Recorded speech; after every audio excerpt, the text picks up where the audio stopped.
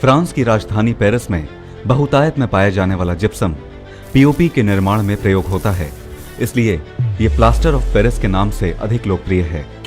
Dried gypsum या calcium sulphate के नाम से लोकप्रिय प्लास्टर ऑफ पेरिस सफेद रंग का सूखा प्लास्टर पाउडर है, जिसे विभिन्न क्षेत्रों में उपयोग किया जाता है। सेरेमिक इंडस्ट्री विभिन्न आकार के सांचे, खिलौने और मूर्तियां बनाने में पीओपी का बड़े पैमाने पर उपयोग करती है। हीट और फायर रेजिस्टेंट होने के कारण दीवारों और छत पर पीओपी से सुरक्षात्मक कोटिंग की जाती है।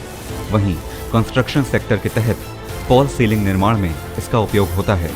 प्लास्टर ऑफ पेरिस से 3D wall paintings, historical monuments और स्ट्रक्चर्स भी तैयार किए जाते हैं। मेडिकल सेक्टर में डेंचर्स से लेकर मोल्ड और कास्ट के निर्माण में भी इसका इस्तेमाल होता है। विभिन्न तरह से उपयोग होने के कारण पीओपी की मांग लगातार बनी रहती है और इसका व्यवसाय भी आपके लिए लाभकारी साबित हो सकता है। प्रारंभिक स्तर पर इसे करीब 8 घंटे की शिफ्ट में 10 टन प्रतिदिन उत्पादन क्षमता के साथ भी शुरू किया जा सकता है। इस व्यवसाय को शुरू करने के लिए रॉ मटेरियल्स में जिप्सम का उपयोग होता है। साथ ही फर्नेस हीटिंग के लिए कोयले का उपयोग भी किया जाता है। इसकी प्रोसेस की बात करें तो इसमें सबसे पहले जिप्सम लंप्स को माइन से ट्रक में भरकर इंडस्ट्री में लाया जाता है, जहां इसे कलेक्ट करके इनटेक बिन्स में डंप किया जाता है। यहां से इन लंप्स को क्रशिंग मशीन की सहायता से छोटे छोटे टुकड़ों में तोड़ लिया जाता है, जिसे बकेट एलिवेटर की सहायता से हीटिंग फर्नेस में फीड किया जाता है। फर्नेस में इसे लगभग 300 डिग्री सेल्सियस तापमान पर एक निश्चित अवधि तक बेक किया जाता है।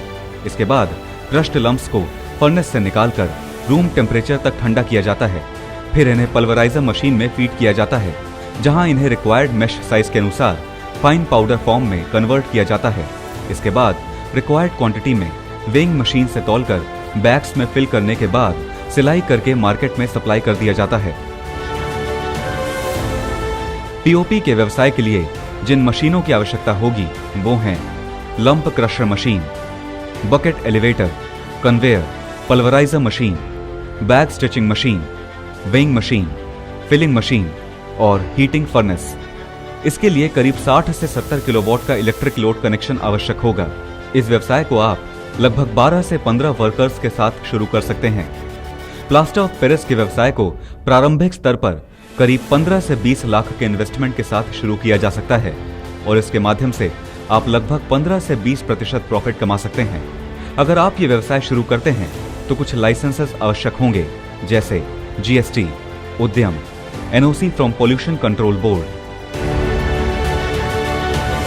अगर आपके पास व्यवसाय शुरू करने के लिए निवेश की कमी है तो आप सरकार द्वारा चलाई गई पीएमईजीपी योजना का लाभ उठा सकते हैं।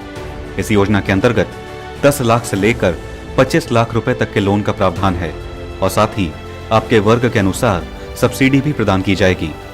इस योजना का लाभ उठाकर आप अपना खुद का व्यवसाय शुरू कर सकते हैं। इस योजना के माध्यम से बेरोजगारी दर में गिरावट आएगी और देश के नागरिक आत्मनिर्भर बनेंगे।